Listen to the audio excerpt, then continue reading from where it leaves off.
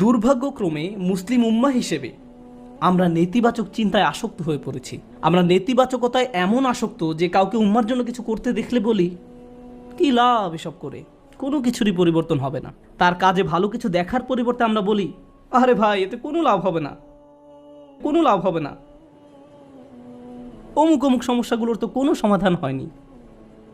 ফিরে আসো, আমাদের সাথে নেগেটিভ ক্লাবে যোগ দাও, তুমি এত পজিটিভ চিন্তা কেন করো?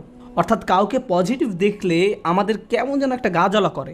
জিনিসটা তো এরকম হওয়ার কথা নয়, কেন আমরা তাকে আবার নেগেটিভ জগতে ফিরিয়ে আনছি না? দুঃখজনকভাবে কখনো কখনো এই মনোভাব এমন মানুষদের মাঝে দেখা যায় যাদেরকে আমরা অনুসরণ করি, যেমন পিতামাতা। যখন একজন পিতা সবসময় নেতিবাচক চিন্তা করেন, যখন মা সবসময় নেগেটিভ চিন্তায় ডুবে থাকেন, কিভাবে সেই পরিবারে কৃতজ্ঞ ছেলে মেয়ে বেড়ে উঠবে? তারা যদি আপনাকে সবসময় অভিযোগ করতে দেখে, সব সময় আপনাকে দুঃখ ভারাক্রান্ত দেখে, আপনার বাচ্চারা যদি আপনাকে কখনো কোনো কিছুর জন্য কৃতজ্ঞ হতে না দেখে, কার কাছ থেকে তারা কৃতজ্ঞতা শিখবে? এমন অনেক মুসলিম আমার কাছে আসে যারা নিজেদের ধার্মিক মুসলিম হিসেবে পরিচয় প্রদান করে না। আমি আপনার কিছু ভিডিও দেখেছি, কিন্তু আমি আসলে কখনো মসজিদে যাই না। আমি তখন জিজ্ঞেস করলাম যে কেন আপনি নিজেকে ধার্মিক মুসলিম হিসেবে পরিচয় দেন না? নিজেকে ধার্মিক মুসলিম সমাজের অংশ মনে করতে আপনার দ্বিধা কেন? উত্তরে তারা কি বলে জানেন? তারা বলে এই ধার্মিক মুসলিমরা সব সময় বিপর্যস্ত থাকে, তাদের সবসময় রাগান্বিত দেখায়। কিভাবে এমনটা হলো? যে মানুষদের কাছে স্বর্গীয় ব্যাপার রয়েছে তাদের অবস্থা এমন কি করে হলো? এই আয়াতে প্রজ্ঞা বলতে কৃতজ্ঞতা বোঝানো হয়েছে। হিকমার সারমর্ম হলো, হিকমার নির্যাস হলো শুকর বা কৃতজ্ঞতা। যে নিয়মিত আল্লাহর দিন সম্পর্কে জ্ঞান লাভ করতে থাকে তাকে কেন এমন দুর্দশাগ্রস্ত লাগবে? মূলত আপনি যত বেশি কৃতজ্ঞ হবেন, আপনাকে তত বেশি ইতিবাচক দেখাবে। সব সময় সব কিছুতেই আপনি ইতিবাচক দিকটি খুঁজে পাবেন। এমনকি যখন আমরা দুঃখ ভারাক্রান্ত হয়ে পড়ি, তখন আমরা নিজেদের এই বলে প্রবোধ দেব যে আমি এই মুহূর্তে কোন কোন বিষয়ের জন্য কৃতজ্ঞ থাকতে পারি। তারপর নিজের মনকে শক্ত করে আবার দাঁড়িয়ে যান। এখন আমার মুসা আলাহিসাল্লামের কথা মনে পড়ে গেল। আমি আসলে সব সময় মুসা আলাহিসাল্লামের এই ঘটনাটি দ্বারা অনুপ্রাণিত হই। তিনি নীল নদ পার হয়ে অপর প্রান্তে চলে গেলেন। তার সাথে বনি ইসরায়েলের হাজার হাজার মানুষ, আর সবাই ঘরবাড়িহীন, নিঃস্ব। তার উপর তারা মরুভূমিতে বিচরণ করছেন। তাদের মাথার উপর কোনো ছাদ নেই। পুরুষ, নারী, শিশু, বৃদ্ধ সবাই হয়তো কষ্টে কান্নাকাটি করছে। আমরা এখন টেক্সাসের 100 ডিগ্রি ফারেনহাইট তাপমাত্রায় 20 মিনিট থাকতে পারি না, বলে উঠি আমাকে এখনই বাসায় যেতে হবে। আর তারা মরুভূমিতে বাস করছেন। এখন মুসা আলাইসাল্লাম তাদেরকে শান্ত করার লক্ষ্যে তাদের উদ্দেশ্যে বক্তব্য দিবেন। তিনি তাদেরকে বললেন, লা ইন শাকারতুম লা আযীদান্নাকুম, যদি তোমরা কৃতজ্ঞ হও আমি তোমাদের বাড়িয়ে দেব। আমি ভেবেছিলাম যে তিনি তাদের ধৈর্য ধরা নিয়ে খুতবা দিবেন, কিন্তু না, তিনি তাদের উদ্দেশ্যে কৃতজ্ঞতা নিয়ে খুতবা দিলেন। কেউ হয়তো বলতে পারে, আরে আমরা কি নিয়ে কৃতজ্ঞ হব? আবহাওয়ার অবস্থা দেখেছো, আমাদের বাচ্চাদের অবস্থা, আমরা ক্ষুধায় কাতর, গায়ের জামাটা ছাড়া আর কোনো জামা নেই, আমাদের কোনো খাবার নেই। কৃতজ্ঞ কিসের জন্য কৃতজ্ঞ হব? আপনি যদি একটু থেমে চিন্তা করেন, কারণ ফেরাউনের বাহিনী তোমাদের হত্যা করতে পারেনি, অথবা তোমরা ডুবে যাওনি, অথবা তোমরা এখন আর মিশরীয়দের দাস নও, তোমাদের বাচ্চাদের আর জবাই করা হচ্ছে না, তোমাদের মহিলাদের আর নিপীড়িত জীবনযাপন করতে হচ্ছে না, চোখের সামনে মহিলাদের নির্যাতিত হওয়ার দৃশ্য আর পুরুষদের দেখতে হচ্ছে না, তোমরা এই সব কিছুর জন্য কৃতজ্ঞ নও? অভিযোগ করছো? কৃতজ্ঞ হওয়ার জন্য আপনি সব সময় কিছু না কিছু খুঁজে পাবেনই। সব সময় এমন কিছু পাবেন যা আরও খারাপ হতে পারত। সুতরাং এই ধরনের প্রজ্ঞা নিয়ে বেঁচে থাকা খুবই কঠিন। কিন্তু কেউ যদি এভাবে জীবনযাপন করতে পারে, তাহলে সে শুধু নিজেরই উপকার করলো। অমাই ইয়াশকুর ফা ইন্নামা ইয়াশকুরু লিনাফসিহি, যে কৃতজ্ঞতা প্রকাশ করে সে তা নিজের কল্যাণেই করে। আল্লাহ ওয়াদা করেছেন, লা আযীদান্নাকুম, আমি তোমাদের আরও বেশি দান করব। আল্লাহ আপনার জীবনের প্রতিটি ক্ষেত্রেই আপনাকে সমৃদ্ধি দান করবেন, যেমন হেদায়েত, স্বাস্থ্য, রিজিক সহ সকল ক্ষেত্রে সব কিছুই ঠিক হয়ে যাবে যদি আমি আর আপনি আল্লাহর প্রতি কৃতজ্ঞ হতে পারি। এটাই এখানে প্রজ্ঞা। তারপর তিনি বলেন, ওমান কাফারা ফা ইন্নাল্লাহা গানিয়্যুন হামিদ, আর যে কৃতজ্ঞ হয় আল্লাহ অভাব মুক্ত। আল্লাহ হলেন গানি এবং হামিদ, তিনি ধনী এবং প্রশংসিত। অর্থাৎ আপনার প্রশংসা তার দরকার নেই, মানুষের প্রশংসার দরকার হয়, কিন্তু আল্লাহর প্রশংসার দরকার নেই। কিছু মানুষ বলে, কেন আমি তার প্রতি কৃতজ্ঞ হব? তোমাদের প্রভুর কেন এত প্রশংসা দরকার হয়? সাধারণ নাস্তিকরাই প্রশ্ন করে, কেন তোমাদের রব সবসময় প্রশংসা করতে বলে? আল্লাহ বলেন, তিনি হলেন গানি, তার কোনো কিছুর প্রয়োজন নেই, তার প্রশংসার দরকার পড়ে না। এটা তোমাদের জন্য, এই প্রশংসা করার মাধ্যমে তোমরাই উপকৃত হবে। তিনি হলেন হামিদ, তোমরা প্রশংসা করো বা না করো, তিনিই প্রশংসার মালিক। শুধু শুকর বা কৃতজ্ঞতা নয়, বরং হামদ বা প্রশংসাও তার অধিকারভুক্ত। তিনি আপনার প্রশংসার জন্য অপেক্ষা করেন না। তারপর এই মানুষটি হযরত লোকমান, যিনি কৃতজ্ঞতা এবং শুকরিয়ার জিন্দেগি যাপন করতেন, আর এই দুইটি গুণ তার জীবনের সব কিছুতেই দীপ্তি ছড়িয়েছিল। তিনি কোনো কিছু সম্পাদন করতে গেলে এই গুণগুলো তার মনোভঙ্গি ঠিক করে দিত। আপনি কি কাজ করেন সেটা যেমন গুরুত্বপূর্ণ, তার চেয়েও বড় গুরুত্বপূর্ণ ব্যাপার হলো এই কাজের প্রতি আপনার মনোভঙ্গি কেমন। শুধু কি করেন তাই নয়, বরং কিভাবে করেন সেটাও গুরুত্বপূর্ণ। আপনারা উভয়ে বিসমিল্লাহ বলে খাওয়া শুরু করেছেন, সব কিছু দেখতে একই রকম, কিন্তু একজনের কৃতজ্ঞতার মনোভঙ্গি ছিল আর অন্যজনের সেটা ছিল না।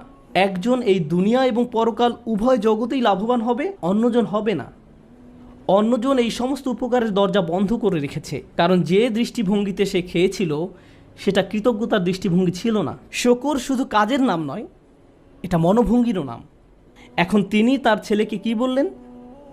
ওয়াইজ ক্বালা লুকমানু লিইবনিহি ওয়া হুয়া ইয়াইযুহু।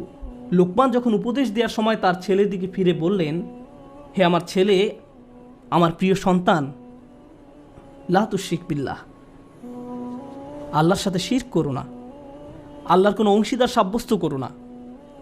কিন্তু আলোচনার সূত্রপাত তো শিরক দিয়ে হয়নি, মূর্তি পূজা নিয়ে তো এই কথাবার্তা শুরু হয়নি। আলোচনা তো ছিল কৃতজ্ঞ হওয়া নিয়ে। আমরা শাব্দিক দৃষ্টিকোণ থেকে একটি বিষয় এখানে শিখছি, শিরক এবং শুকর এর একটি শাব্দিক মিল আছে। কিন্তু আরেকটি বিষয় আমাদের এখানে জানতে হবে, আল্লাহ আমাদের এখানে শেখাচ্ছেন তার সাথে আমাদের সম্পর্কের মূল কেন্দ্রবিন্দু হলো আসলে কৃতজ্ঞতা। আমাদের আল্লাহর প্রতি যত ধরনের অনুভূতি রয়েছে, আমরা তার দাস, আমরা তাকে ভয় করি, আমরা তার কর্তৃত্ব মেনে নিয়েছি, আমরা জানি যে তিনি আমাদের সৃষ্টিকর্তা, এই সব কিছুই সত্য। কিন্তু এই সব কিছুর মাঝে আল্লাহর সাথে সত্যিকারের সম্পর্ক তৈরি করতে হলে আমাদের অন্তরে যা থাকতে হবে তা হলো কৃতজ্ঞতাবোধ। যদি অন্তরে এর উপস্থিতি না থাকে, তাহলে অন্তর এমন এক ধরনের শিরকের বসবাস হবে যার সাথে আমরা যুদ্ধ করে পারবো না। কারণ এটা দেখতে মূর্তির মতো নয়, এটাকে দেখতে মিথ্যে কোনো খোদার মতো মনে হয় না। এটা এমন এক ধরনের মূর্তি যার বসবাস অন্তরে।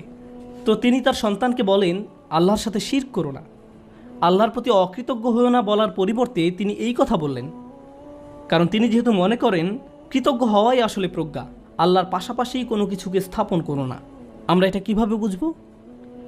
লুকমান তার ছেলেকে আসলে কী শিক্ষা দিচ্ছেন?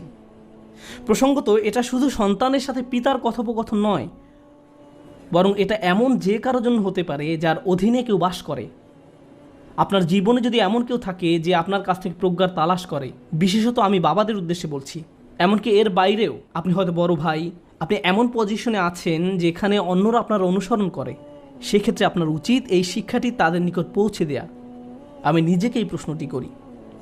আপনাদের কাউকে কাউকে আল্লাহ অনেক কিছু দিয়েছেন, যেমন আপনাদের হয়তো ভালো চাকরি আছে, ভালো ব্যবসা আছে, টাকার সমস্যা নেই, গাড়িও আছে, আপনার সব কিছুই আছে। ফলে আপনার বাচ্চাদের জীবন আপনার নিজের জীবনের চাইতেও অনেক বেশি সহজতর। কিন্তু আপনি যখন ছোট ছিলেন, আপনার জীবন এতটা সহজ ছিল না। আমার এখনও মনে আছে, ঈদের সময় আমরা বার্গার কিনতাম। আমরা একটা বার্গার কিনে পুরো পরিবার সবাই ভাগ করে খেতাম। এটাই ছিল আমাদের ঈদ। আমি আমার বোনের টুকরার দিকে তাকিয়ে থাকতাম, কারণ মাঝখানে টুকরাটা ছিল সবচেয়ে বড়। অনেক বাচ্চারা প্রথম টুকরাটা চায়, কিন্তু প্রথম টুকরাটিতে তো শুধুই রুটি। এখানে আসল কথা হলো আমাদের বাচ্চারা এসব জানে না। তারা এভাবে বলে, আমি আমারটাতে চিজ চাই, আমারটাতে মেয়োনিজ চাই, কেউ বলে আমারটাতে চিজ না, পেঁয়াজ চাই। আমার বাল্যকাল আর তাদের বাল্যকাল একরকম নয়। তারা কষ্ট দেখে না। যখন আপনার টিনেজ বাচ্চা বলে, আমি ঠিক শিওর না কোন কলেজটাতে ভর্তি হব, কোন গাড়িটা যে পছন্দ করি, আপনার হয়তো তখন মনে পড়ে, ভাই আমি পাবলিক বাসে ধাক্কাধাক্কি করে কলেজে যেতাম, সকালবেলা পত্রিকা বিতরণ করতাম, কাজে 3 মিনিট দেরিতে পৌঁছানোর জন্য চাকরি হারিয়েছিলাম, আমি কোনো মতে টিউশন ফি দিতাম, বাসায় নিয়মিত বাজারও থাকতো না। আর আমার বাচ্চারা এখন বলছে তারা শিওর না কোন গাড়িটা কিনবে। আপনার মন চাচ্ছে দেয়ালে নিজের মাথা ফাটাতে, কারণ আমাদের বাচ্চারা মনে করে তাদের তো এমনিতেই সব কিছু পাওয়ার কথা। তারা কৃতজ্ঞ হওয়ার মানে বোঝে না। এভাবে কারো পক্ষে কৃতজ্ঞ হওয়া সম্ভব নয়। আমাদের উচিত আমাদের বাচ্চাদের টাকার মূল্য শেখানো, তাদেরকে উন্নত জীবন দেওয়ার মানে এই নয় যে তাদেরকে ভালো মানের অ্যাপার্টমেন্ট দিবেন। আপনি হয়তো অতিরিক্ত দিয়ে তাদের ধ্বংস করে দিয়েছেন। আপনার বাসা যদি খেলনায় পরিপূর্ণ থাকে আর তারা শুধু আরও নতুন নতুন খেলনা চায়, 2 দিন আগে কিনে দিয়েছেন সেটা ময়লার বাক্সে, তাহলে এই সব শেখার মানে কি? এই তিলাওয়াতের অর্থ কি? আনিশকুরিল্লাহ মানে বাবা হিসাবে আপনাকে কৃতজ্ঞতার জীবনযাপন করতে হবে এবং আপনি আপনার সন্তানকে কাজের গুরুত্ব বোঝাবেন, রিজিকের গুরুত্ব বোঝাবেন, তাদের যা আছে তার গুরুত্ব বোঝাবেন। তারা যেন যা নেই তা নিয়ে অসন্তুষ্ট হয়ে না থাকে। ঈদের সময় বাচ্চারা ধনী হয়ে যায়। এই সময়টা ছিল আমাদের বাচ্চাদের কৃতজ্ঞতা শেখানোর একটা সুযোগ। কারণ রমজানের আয়াতের শেষে আল্লাহ কি বলেছেন? যেন তোমরা কৃতজ্ঞ হতে পারো। তুমি কত পেয়েছো? তারা একজন আরেকজনকে এভাবে জিজ্ঞেস করে, 2000 টাকা। আমি পেয়েছি মাত্র 1500 টাকা। আমরা দেয়ার পজিশনে নেই, আমরা শুধু নেয়ার মধ্যে আছি। আমরা আমাদের ছেলে মেয়েদের রাক্ষসে পরিণত করে ফেলেছি। তাদেরকে শুধু ভোগ করা শেখাচ্ছি, আর তাদের চাওয়ারও কোনো অন্ত নেই। আর যখন তাদের কোনো দাবি পূরণ করার অবস্থা না থাকে, আমি এমন অনেক পিতামাতার সম্মুখীন হয়েছি যাদের বাচ্চারা তাদের নিকট এভাবে দাবি জানায়, অবশ্যই আমাকে আইফোন কিনে দিতে হবে। পিতা বলে, না, পারবো না। বাচ্চা তখন বলে, তাহলে আমি আত্মহত্যা করব। তাদের তখন আমার কাছে আসতে হয়েছিল। নতুন আইফোন না পাওয়ার কারণে তারা এমন থ্রেট দিচ্ছিল, কিংবা বাসায় ওয়াইফাই নাই এজন্য এমন করছিল। এটা কৃতজ্ঞতার সম্পূর্ণ বিপরীত আচরণ। আর এমন আচরণ হলো আল্লাহর সাথে এক ধরনের শিরক। যখন কৃতজ্ঞতা হারিয়ে যায়, যা বাকি থাকে তা হলো শিরক। আপনি আত্মসমর্পণ করতে চান, যার কথা শুনতে চান, যাকে সন্তুষ্ট করতে চান, সে হলো নিজের ইচ্ছা আকাঙ্ক্ষা, নিজের ভোগ বিলাসিতা, নিজের কামনা বাসনা। বাচ্চারা এসব জানে না। তাদেরকে দেখিয়ে দিতে হবে, বোঝাতে হবে। আপনি তাদেরকে যা বানান তারা তাই হবে। আমরা তাদের প্রতি এমন অন্যায় আচরণ করতে পারি না।